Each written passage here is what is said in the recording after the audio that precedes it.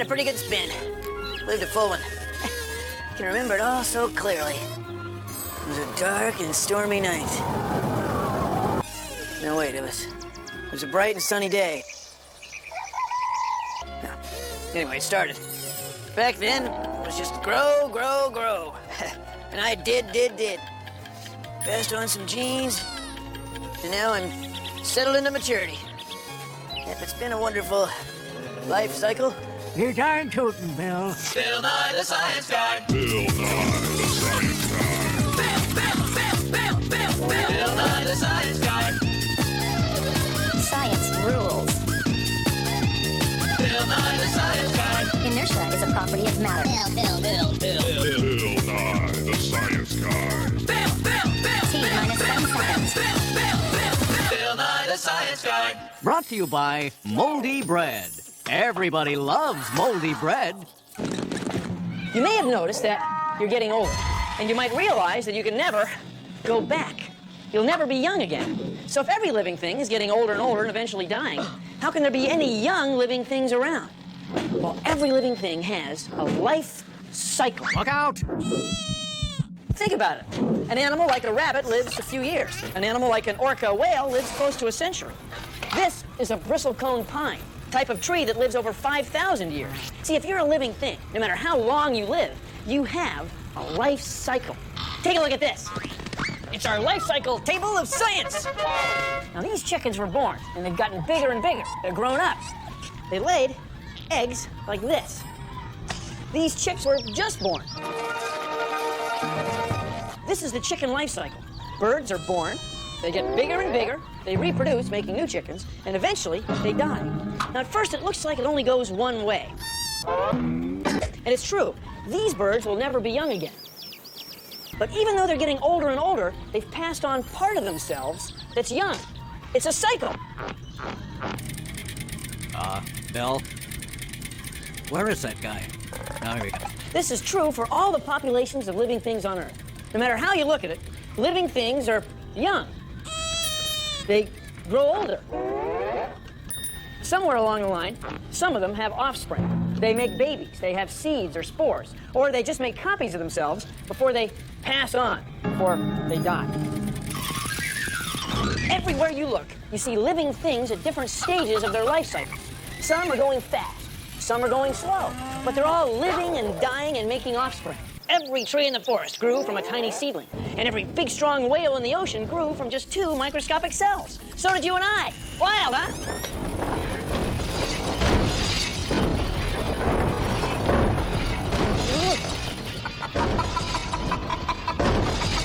Are those your eggs?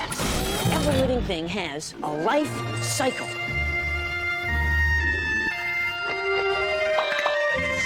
A life cycle. A story of birth, growth, death, birth, more growth, death. You want reproduction? We got that too. One life cycle to live. Experience it again and again. No! I'll never eat it! I'm gonna get now! Here's a cool experiment to see how mushrooms reproduce. All you need is a single mushroom. Use a mushroom from the store. Wild mushrooms can be poisonous. Death. Break off the stem and set the mushroom cap on a black piece of construction paper. Set it someplace cool and dry overnight. Look, people, I'm not asking for much here. All you need is a mushroom and a piece of paper. Check it out. These are spores. They're a lot like seeds.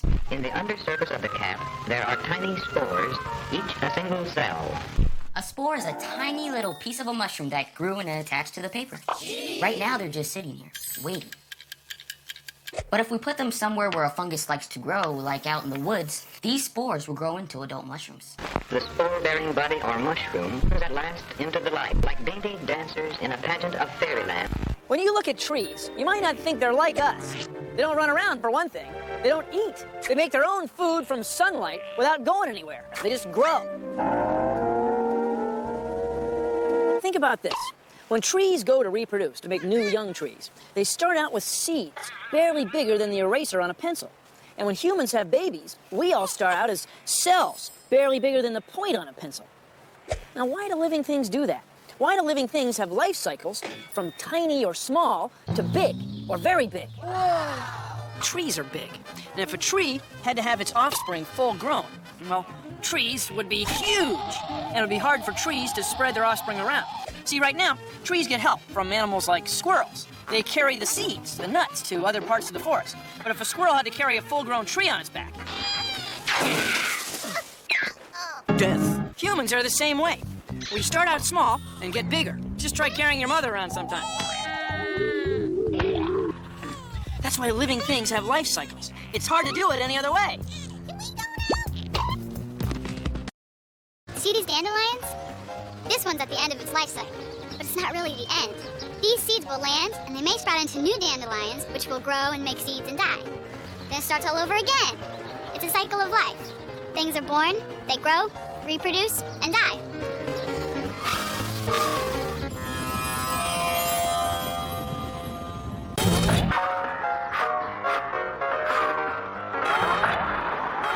Hi, I'm Robin Leach, and welcome to another exciting episode of Life Cycles of the Diverse and Varied. Meet the seahorse. The female of this PC-minded species deposit eggs in the male's belly where they develop. And it's he, not she, giving birth to hundreds of tiny babies. If you're a living thing, and you want to have young living things, babies, Birth. you can either lay a lot of eggs at once and hope that a few of them survive, are selected. Or you can have just a few offspring and take really good care of those to be almost sure that they survive. K-selected. When living things are small, like when they're young plants or tadpoles, it's easy for them to get eaten by other species.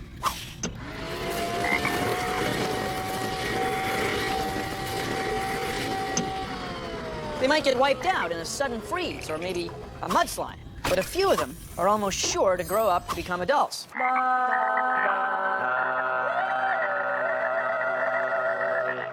So, living things like insects and frogs lay hundreds of eggs at a time. By the way, the ones that get eaten are a big source of food for the eaters. They help those living things keep their life cycles going. Some species, for example, our moms and dads, have babies just one or two at a time, and they protect them, us. That way almost all of us grow up. So living things either have a lot of offspring and let them fend for themselves, or selected. Or they have just a few offspring, and they protect them. K-selected. You were hoping for the mudslide, weren't you?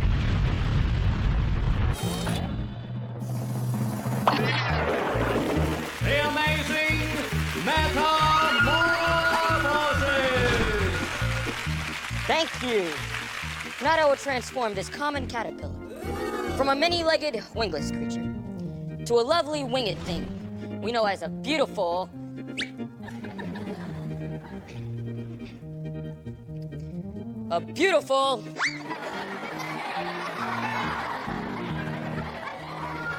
This might take a little more time.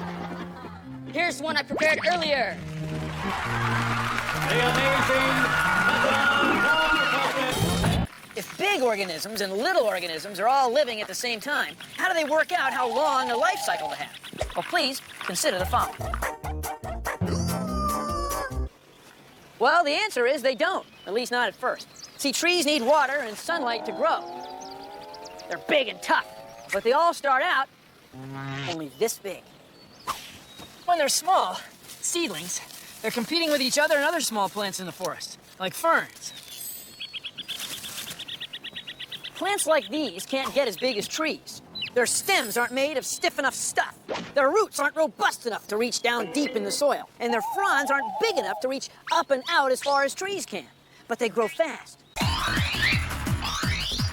Faster than trees. They compete by having shorter life cycles. While the tree seedlings struggle to grow, the fern sporelings grow into big old happy green fern plants. Now, some of the seedlings manage to grow fine through the low canopy of ferns. And some of the ferns manage to grow with a dappled light from above. But see, it's not just about space on the ground, light, and water. It's about time. It's about life cycles. How fast they grow depends on what resources are available to them and what time of year. See, life cycles have been worked out over millions and millions of years of trial and error, and it's still going on. That's a lot of life cycles. Thank you for joining me on Consider the Following. Organisms entwined. Most living things have something in common: birth, growth, reproduction, and death. This weed has a life cycle similar to ours. First, it's born. Birth. She was just born. Just born. Yep. Brand new. Then it grows. It's growing.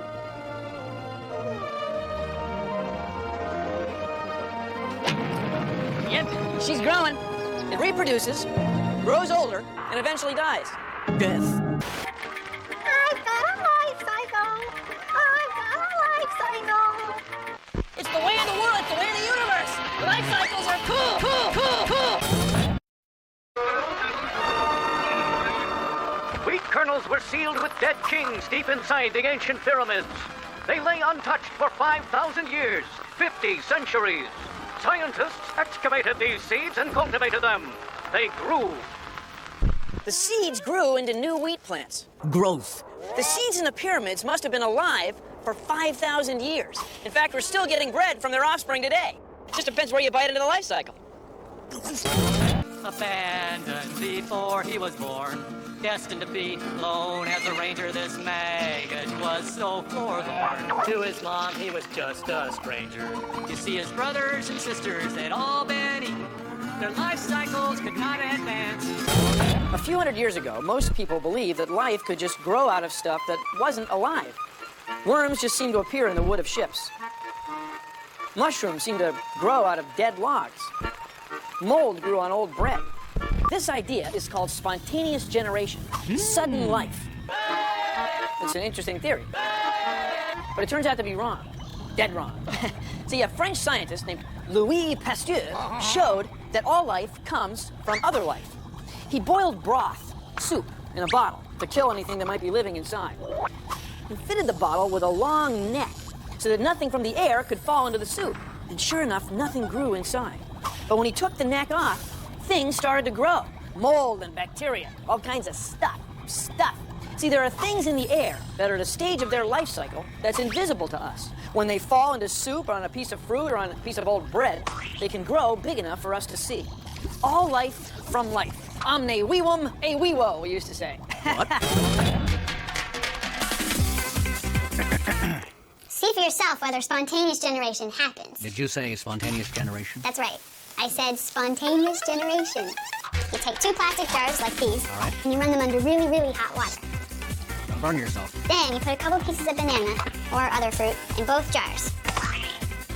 Quickly screw the lid on one jar really fast, but leave the other jar open. Gotcha. Let the jar sit undisturbed for 2 weeks. Better put your jars outside at this point. And if you're lucky, you'll see some tiny maggots in the open jar. You were lucky. That's the first stage in their life cycle. They're baby flies. In the closed jar, no flies can lay their eggs on the fruit. Zip, none. No life cycles happening in here. For a life cycle to get rolling, you need a little life to start with. Life can't just appear out of nowhere. Let me write that one down. Housefly all cry in the morning, housefly all cry all day. Cute little maggot that I once knew done sprouted wings and flown far away.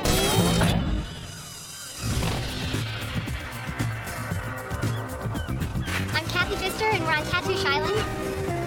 On this island, we can see lots of different organisms. Sea lions, whales, birds, and we also see organisms that live on these rocks, plants and animals. All the organisms out here have life cycles, from the whales down to the very smallest plants. They all need to grow, reproduce, and die in a life cycle.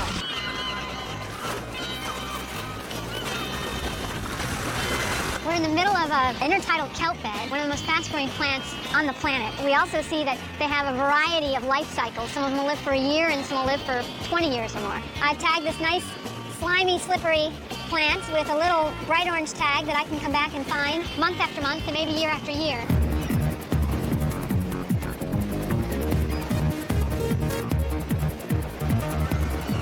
diversity of these tide pools can be very high, and you see several species of fishes, anemones, chitons, limpets, mussels, sea stars, hermit crabs, all sorts of different organisms, and many different species of each of those organisms. It's a little world of lots of different interacting species. The life cycle of some of these organisms still remains a bit mysterious, and how they interact throughout their entire life cycle is still a mystery to ecologists. Done sprouted wings and flown far away, and that's why I'm gonna track it down and squish it. Elephants, camels, penguins, fish, trees, people. Even germs have a life cycle because they're living things. No matter how different things may be, every living thing is born, grows, reproduces, and dies. Every living thing has a life cycle.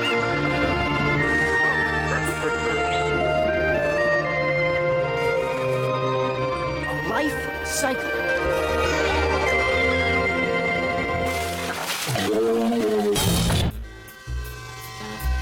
Death. Yeah, death. Part of the life cycle. So your life cycle is kind of like a transit system for your genes. The blueprints of yourself that you carry in your cells that you can pass on to future generations. We begin our journey here at a station called birth. We're born, we go past a station called growth, and eventually we reach the end of the line. Death. Death. But is it really the end of the line? Well, not exactly. Not for your genes. Because between birth and death, there's a transfer station, reproduction. You can have children and pass some of your genes on, and they begin a journey down a whole new line, long after you're gone. See, it's not about our individual lives. It's about our genes. And our genes can travel down the transit system forever. Death is just part of the life cycle. Yep, just one more thing to deal with. I was a baby once. Those were the days. But I grew out of it. Everything has a life cycle. Algae, amoeba, and squid. Over and over we're born and grow and have babies and die. It's called the life cycle. Each generation continues and carries on.